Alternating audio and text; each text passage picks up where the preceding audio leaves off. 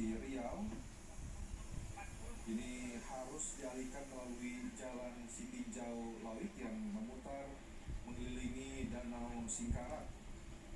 Dan kondisi tersebut tidak hanya membuat perjalanan menjadi lebih panjang dan juga memakan waktu, tapi juga menghadapkan pengendara pada jalur yang cukup rawan dengan kepadatan lalu lintas yang harus meningkat akibat ditutupnya jalur Lembah Ana ini.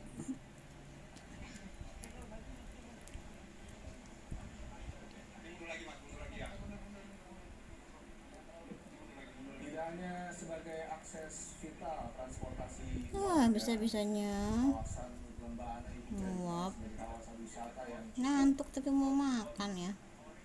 menarik minat wisatawan untuk hadir di kawasan Lembah Ana ini. Namun untuk sementara